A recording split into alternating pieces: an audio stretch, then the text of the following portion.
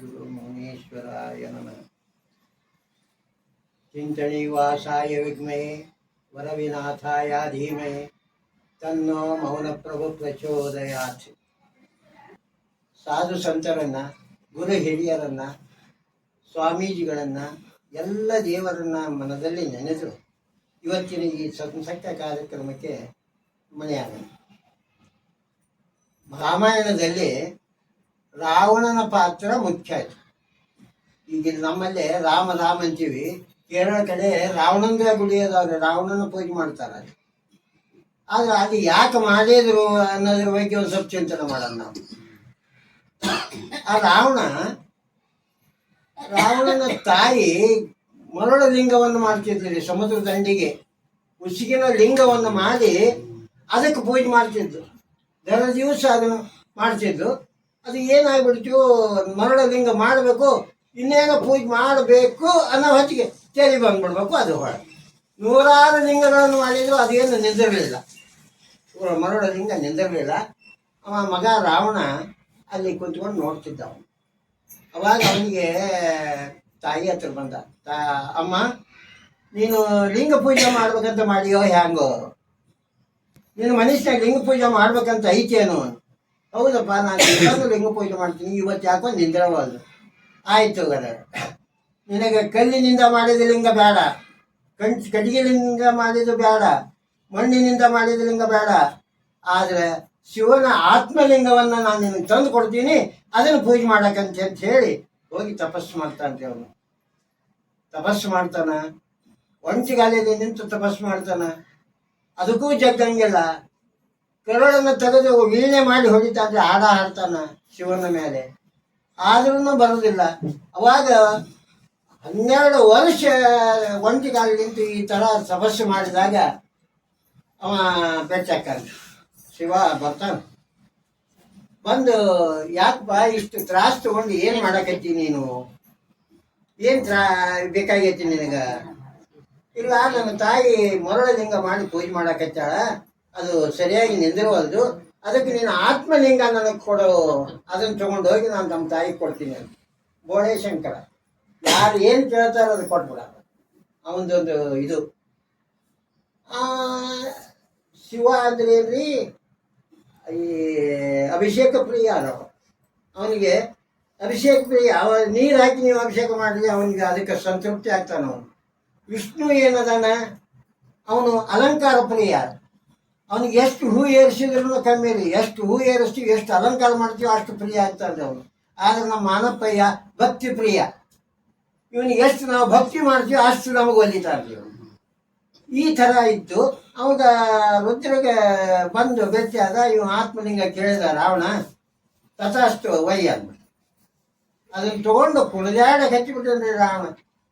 ನನ್ನ ತಾಯಿಗೆ ನಾನು ಆತ್ಮಲಿಂಗ ತಂದಲ್ಲ, ದೇವ್ರದ್ದು ಶಿವನ ಆತ್ಮಲಿಂಗನ ನಾನು ತಂದಲ್ಲ, ಅಮ್ಮ ನಿನಗೆ ಆತ್ಮಲಿಂಗ ತಂದೆ ನಾನು ಅಂತೇಳಿ ಹಾರಾಡಿ ಕುಣಿದಾಡಿ ಕೊಂತ ಹೊಂಟ. ಇದ್ದಾಗ ಮೀಟಿಂಗ್ ಚಾಲು ಆತ್ರಿ. ಯಾರು ದೇವತೆಗಳದೆಲ್ಲ ಆತ್ಮಲಿಂಗನ ಹೋದ್ಮೇಲೆ ಎಲ್ಲ ಜಗತ್ತು ಶೂನ್ಯ. ಆತ್ಮಲಿಂಗ ಇಲ್ಲ ಅಂದ್ರೆ ಜಗತ್ತು ಶೂನ್ಯ, ಏನೂ ನಡೆಯಂಗಿಲ್ಲ, ಬೆಳಕಾಗಂಗಿಲ್ಲ, ಕಾತ್ತಾಗಂಗಿಲ್ಲ, ಎಲ್ಲ ಆಗಂಗಿಲ್ಲ. ಮುಂದೆ ಹೆಂಗ ಅಂದ್ಕೂಡನೆ ಅವಾಗ ನಾರದ ಬಂದು ವಿಚಾರ ಮಾಡಿದ, ಹಿಂಗಪ್ಪ ಮುಂದೆ ಹೆಂಗಿದಕ್ಕ ಏನು ಅಂತ ಕೂಡ. ಅವಾಗ ಗಣಪತಿಯನ್ನು ಕರೆದು ಹೇಳಿದ್ರು ಎಲ್ಲರೂ ಕೂಡ, ಇದಕ್ಕೇನು ಪರಿಹಾರ ಮಾಡ್ತೀವಿ ಮಾಡು ಅಂದ್ರೆ ನಿನ್ನ ಕೈಯಾಗ ಐತಿದ್ದು ಅಂದ. ಅವಾಗ ಅವ ಗಣಪತಿ ಅದಕ್ಕೆ ವಿಚಾರ ಮಾಡಿ ಬಂದ. ಅಷ್ಟು ಅದಕ್ಕಿಂತ ಮೊದಲು ಒಂದು ಉಪಮಾ ಹೇಳ್ತೀನಿ ನಾನು. ಒಬ್ಬ ಕಿರಾಣಿ ಅಂಗಡಿ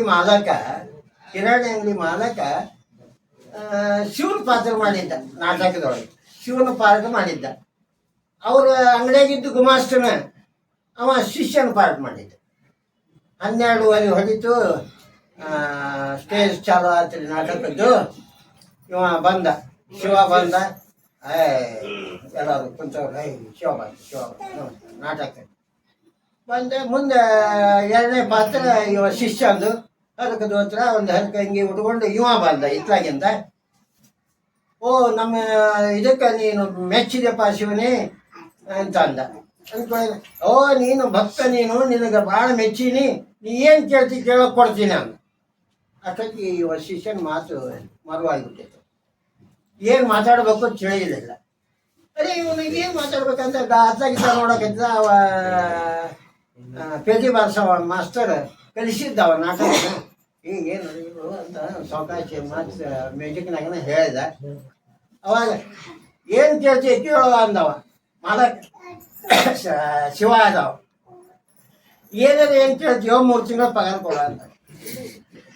ಇನ್ನೂ ಕಿರಾಣಿಗಳಾಗ ಐತಂದ್ರೆ ಅವ ನಾಟಕದಾಗ ಬಂದೇ ಇಲ್ಲವ. ಇನ್ನೂ ಕಿರಾಣಿಗಳಾಗ ಅದ ನಾವು. ಹಂಗೆ ಇವನಿಗೆ ರಾವಣಿಗೆ ಶಿವ ಪ್ರತ್ಯಕ್ಷ ಆಗಿ ಏನು ಕೇಳ್ತಿ ಕೇಳ ಅಂದಾಗ ಏನು ಕೇಳಬೇಕು? ಒಂದು ಕ್ವಿಂಟಲ್ ಬಂಗಾರ ಕೇಳಿದ್ನ? ಇಲ್ಲ. ಒಂದು 10 ಕೂರಿಗೆ ಹೊಲ ಕೇಳಿದ್ನ? ಇಲ್ಲ. ನನ್ನ ತಾಯಿ ಆತ್ಮಲಿಂಗವನ್ನು ಕೇಳ, ಅದಕ್ಕೆ ವೈದ್ಯ ಕೊಡಬೇಕಾಗಿತ್ತು, ನಾ ಪ್ರತಿಜ್ಞೆ ಮಾಡೀನಿ, ಅದಕ್ಕೆ ನನಗೆ ಆತ್ಮಲಿಂಗ ಕೊಡು ಅಂತ ಕೇಳಿದ. ಆ ಪ್ರಕಾರ ಇವ ಆತ್ಮಲಿಂಗ ಕೊಡ್ತಾ ಇವ ಕುಣಜಾಣಿ ಕುಂತ ಇವ ಬರಕತ್ತಿದ. ಅಲ್ಲಿ ಮೀಟಿಂಗ್ ಆಯ್ತು. ಅವ ತನಿಕ ಗಣೇಶಿಗೆ ಅದನ್ನು ವಹಿಸಿದ್ರು. ಏನಾರ ಮಾಡಿ ಅದನ್ನ ಭೂಮಿಗೆ ಇಟ್ಟಿದ ಹೊಳ್ಳಿ ಆ ಆತ್ಮಲಿಂಗ ಶಿವನಿಗೆ ಹೊಳ್ಳಿ ಬರ್ತತಿ ಅದು. ಆ ಪ್ರಕಾರ ಅವನಿಗೆ ಹೇಳಿದ್ದ. ಇವ ಸಂಜೆ 5 ಗಂಟೆ ಆಗಿತ್ತು. ಇವ ತ್ರಿಕಾಲ ಪೂಜೆ ಮಾಡೋನು ರಾವಣ, ವಿಶ್ವಕರ್ಮದ ಅವ. ತ್ರಿಕಾಲ ಪೂಜೆ ಮಾಡ್ತಕ್ಕಂಥವ. 5 ಗಂಟೆ ಹೊಳಿತು. 5 ಗಂಟೆ ಮ್ಯಾಲೆ ಆತ. ಈಗ ನಾನು ಸಂಧ್ಯಾವಂದನೆ ಮಾಡ್ಬೇಕು, ಜಳಕ ಆಗ್ಬೇಕು. ಸಂಧ್ಯಾವಂದನೆ ಅಲ್ಲೇ ಸಮುದ್ರ ದಂಡಿ ಹೋಗಿ ಜಳಕ ಮಾಡಿದ. ಜಳಕ ಮಾಡಿ ಬರ್ತೀನಿ, ಇದನ್ನ ಎಲ್ಲಿ ಇಡ್ಬೇಕು? ಕೆಳಗಿಟ್ರೆ ಆತ್ಮಲಿಂಗ ಹೋಗ್ಬಿಡುತ್ತೆ. ಅದಕ್ಕೆ ಎಲ್ಲಿ ನೋಡ್ಬೇಕಂತ ಅನ್ನೋದಕ್ಕನ ಅಲ್ಲಿ ಒಂದು ಹುಡುಗ ದನ ಕಾಯಕತ್ತಿದ್ದ. ನೋಡಪ್ಪ ಆಯ್ತಮ್ಮ ಇದನ್ನ ತಗೋ. ನಾವಲ್ಲೇ ಅಲ್ಲ. ಏನಾರ ಮಾಡಿ ತಗೊಳ್ಳೋ ಅಂತ ಅವ್ನಿಗೆ ಕೈಕಾಲು ಬಿದ್ದ. ಅದು ಹೇಳಿದ. ಅವ್ನಿಗೆ ಹೇಳಿದ್ರೆ ಅವ ಏನಂದ, ನಾ 3 ಎಣಸದ್ರಾಗ ನೀ ಬರ್ತೀನಿ ಅಂದ್ರೆ ನಾನು ತಗೊಳ್ತೀನಿ. ನೀ 3 ಎಣಸದ್ರಾಗ ಎಣಿಸ್ತೀನಿ ನಾನು. 3 ಎಣಸದ್ರಾಗ 11ರಾಗ ಬಂದೆ ಅಂದ್ರೆ ಇದನ್ನ ನೀನು ಕೊಡ್ತೀನಿ. ಇಲ್ಲ ಅಂದರೆ ನೆಲಕ್ಕೆ ಇಟ್ಬಿಡ್ತೀನಿ. ಇದಕ್ಕೆ ಹೋಗ್ಬಿಡ್ತೀನಿ. ನನ್ನ ದನ ಕಾಯವ ನಾನು. ನನ್ನ ದನ ಓಡೋಕ್ಕವು. ಅದಕ್ಕೆ ನಾ 3 ಎಣ್ದ ಅಂದ. ಆದ್ರೆ ಆತು ಮಾರೆ ಅಷ್ಟು ತಗೊಂಡು ನಾನು ಬರ್ತೀನಿ ಅಷ್ಟರೊಳಗೆ ಅಂತೀವ ರಾವಣಂದ.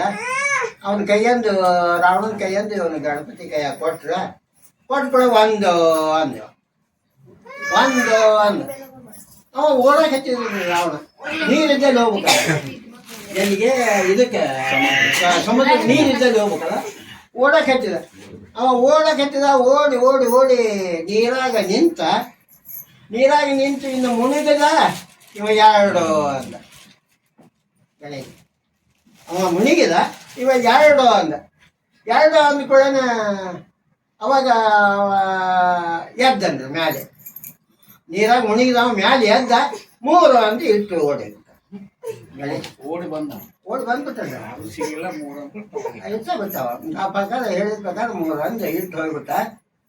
ಆದರೆ ಇಲ್ಲಿ ರಾವಣನ ಶಿವನಿಗೆ ಆತ್ಮಲಿಂಗನ ಕೇಳಿದ ಅನ್ನೋಕೆ ಇನ್ನೂ ಒಂದು ಉದಾಹರಣೆ ಕೊಡ್ಬೇಕಾಗತ್ತೆ. ಇಲ್ಲಿ ರಾವಣನ ಪಾರ್ಟ್ ಇತ್ತು. ರಾವಣನ ಪಾರ್ಟ್ ಮಾಡಿದ್ದ ಒಬ್ಬವ. ರಾವಣನ ಪಾರ್ಟ್ ಮಾಡಿದ್ದ. ಏನು 10 ತಲೆ, ಕೈಯ ಗದ, ಖಡ್ಗ, ಅದು ಇದು ಹಿಡ್ಕೊಂಡು ಜಗ ಬಗ ನಾಟಕ. ಕೆಂಪು ಹಸಿರು ಲೈಟ್ ಹಚ್ಚಿ ಏನು ರಾವು ಕಾಣೋಂಗ ಮಾಡಿಬಿಟ್ಟಿದ್ರು. ಅವ ಬಂದ. ದೊಡ್ಡ ಕುರ್ಚಿ ಇತ್ತು. ಅದ್ರ ಮೇಲೆ ಕುಂತ ಕೂಡನ ಮಾಸ್ತರ್ ಮೊದಲ ಹೇಳಿದ್ದ, ನೋಡ್ರಪ್ಪ ಇದು ಮೈಕ್ ಅನ್ನೋದು ಭಾಳ ಸುಮಾರ. ಮಂದಿ ಕುಂತ ಹೊತ್ತಿನ ಮಾತಾಡಕ್ ಬರಂಗಿಲ್ಲ. ಕತ್ತಿ ಮೇಲೆ ಬೇಕಾದಷ್ಟು ಮಾತಾಡ್ತೀವಿ. ಇಲ್ಲಿ ಮಾತಾಡಕ್ ಬರಂಗಿಲ್ಲ. ಅದಕ್ಕೆ ಅಕಸ್ಮಾತ್ ಮರು ಆತು ಅಂದ್ರೆ ನಿಮಗೆ ಮರು ಆತು ಅಂದ್ರೆ ನಿಮಗೆ ಆ ಸನ್ನಿವೇಶಕ್ಕೆ ತಕ್ಕಂಗ ಸ್ವಲ್ಪ ಏನಾರ ಮಾತಾಡ್ರಿ ಎಂದಿದ್ದಾವ. ಇವಾಗ ರಾವಣಗ ದಿಕ್ಕ ತಿಳಿಲಿಲ್ಲ.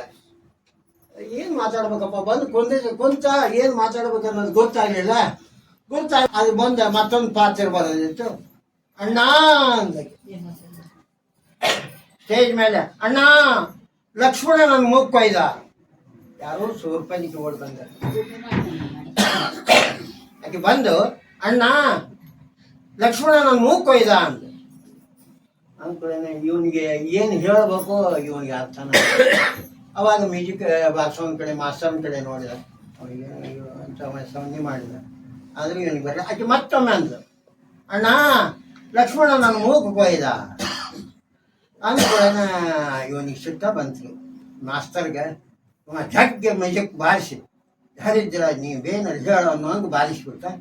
ಅವಾಗ ಅವ ಸಟ್ನಯ ಎದ್ದು ನಿಂತವನ, ಅಣ್ಣ ಲಕ್ಷ್ಮಣ ನನ್ನ ಮೂಗು ಕೊಯ್ದ ಅಂದ್ಕೊಳ್ಳೋಣ ಅಲ್ಲಾಕೆ ನನಗೆ ಸಹಾಯಕ್ಕೆ ಹೋಗಿದ್ದೆ ಅಂತ.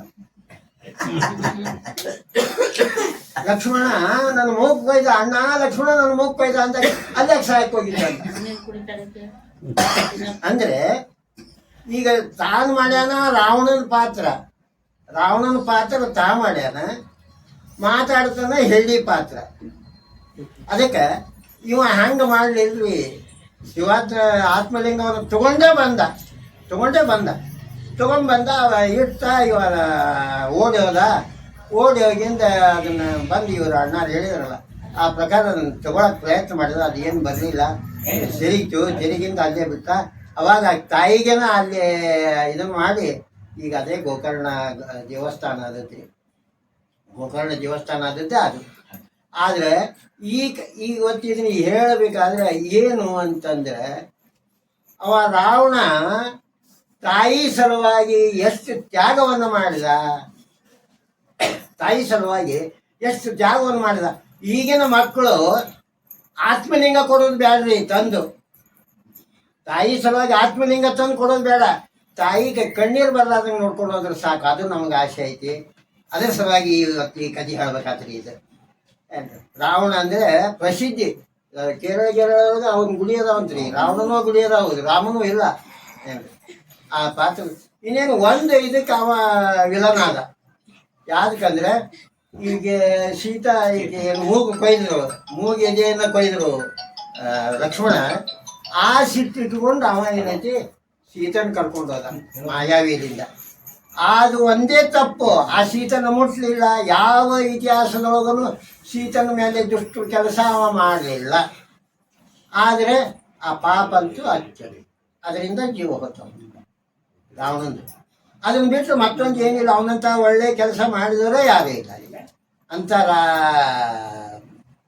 ರಾವಣನ ಒಂದು ಒಳ್ಳೆ ನೀತಿ ಏನದ ಅದನ್ನು ನಾವು ನೀವು ಕೂಡಿ ಕಲಿತು ಇವತ್ತಿನ ಈ ಸತ್ಸಂಗದ ಕಾರ್ಯಕ್ರಮದೊಳಗೆ ಇದನ್ನು ಮಾನಪ್ಪ ಈಗ ನಾವು ನಮ್ಮ ಕುಟುಂಬ ಇದನ್ನು ಹಂಚಿ ಇವತ್ತಿನ ಇದಕ್ಕೆ ನಾವು ವಿರಾಮ ಕೊಡ್ತೀವಿ. ಆದರೆ ಇನ್ನೊಂದು ಸ್ವಲ್ಪ ರಾವಣ ಅದು ಮುಂದೆ ಏನಾಗ್ಬಿಡ್ತ್ರಿ, ಅವನ ಅರಮನೆಯೊಳಗೆ ಏನು ಬೇಕದನ್ನು ತಯಾರು ಮಾಡುವಂಥ ಶಕ್ತಿ ವಿಶ್ವಕರ್ಮನಿಗೆ ಇತ್ತು. ವಿಶ್ವಕರ್ಮ ಮಾಡಿದ ಅವನ್ನೆಲ್ಲ ಅವ್ರಿಗೆ ವಾಹನವನ್ನು ಇದನ್ನು ಎಲ್ಲ ಮಾಡಿಕೊಟ್ಟ ವಿಶ್ವಕರ್ಮ. ಆಮೇಲೆ ಅಲ್ಲಿ ಸೇತುವೆ ಮಾಡಿದ, ಲಂಕಾಕ್ಕೆ ಸೇತುವೆ ಮಾಡಿದ್ದು ಅದು ವಿಶ್ವಕರ್ಮನ ಅದೇ ನಾಳದಿಂದ ಆಯ್ತು, ವಿಶ್ವಕರ್ಮನಿಂದಾನೇ ಆಯ್ತು. ವಿಶ್ವಕರ್ಮನ ಪೂಜೆನ ಮಾಡ್ತಾರೆ. ಹಿಂಗಾಗಿ ವಿಶ್ವಕರ್ಮನಿಂದ ಅಲ್ಲಿ ಇದಾದದ್ದು. ನಿಜವಾಗಲೂ ರಾವಣನ ವಿಶ್ವಕರ್ಮ ವಂಶಸ್ಥ, ಇದು ಕಡಾಖಂಡಿತವಾಗಿ ಹೇಳಬೇಕು. ರಾಕ್ಷಸ ಅಲ್ಲ ಅಂತ ನೀವು ತಿಳ್ಕೋಬೇಕು. ಅದು ಒಂದು ಸೀತಾನ ಕರ್ಕೊಂಡು ಹೋಗಿದ್ದು ಅಷ್ಟೇ ತಪ್ಪು. ಏನು ಬರ್ತದೆ 10 ಜನ ಅಂದ್ರೆ ಯಾಕಂದ್ರೆ ಅನ್ನೋದಕ್ಕೆ ಕವಿ ಬರೀತಾ ಅಂದ್ರೆ ಕವಿ. ವೇದಗಳು 4, ಶಾಸ್ತ್ರಗಳು 6. ಆ 6 ಶಾಸ್ತ್ರಗಳು 4 ವೇದಗಳನ್ನು ಪರಿಣಿತ ಪಡೆದವ ಇವನು, ಪರಿಣಿತನಾದವನು ಇವನು. ಅದಕ್ಕೆ 10 ತೆಲಿ ಅಂತ ಇವ ಲೇಖಕ ಕಂಡಿಡದ, 10 ತೆಲಿ ಅಂತ ವರ್ಣನ ಮಾಡಿದ. ಇವು 6 ಶಾಸ್ತ್ರಗಳು 4 ವೇದಗಳು ಕಂಡವಿವ, ಭಯಪಟ್ಟಿದ್ದವನಿಗೆ. ಅದು ಎಲ್ಲ ಗೊತ್ತಿದ್ದವಂದ್ರೆ ಒಂದೊಂದು ತಲೆ ಒಂದೊಂದು ಇದು ಇತ್ತು ಅಂತ, ಅಷ್ಟು ಬುದ್ಧಿ ಇತ್ತು ಅಂತ. ಅದಕ್ಕೆ 10 ತಲೆ ಅಂತ ವರ್ಣನ ಮಾಡ್ಯಾರ ಯಾವುದು ತಲೆಗಳು. ಆಮೇಲೆ ಇವತ್ತು ಈ ಸಂಪನ್ನ ಮಾಡಬೇಕಾದ್ರೆ ಸತ್ಸಂಗ ಒಂದು ಒಳ್ಳೆ ಸಂಘದಿಂದ ಆಗತ್ತೆ ಅಂತ ಒಂದು ವಿಚಾರ.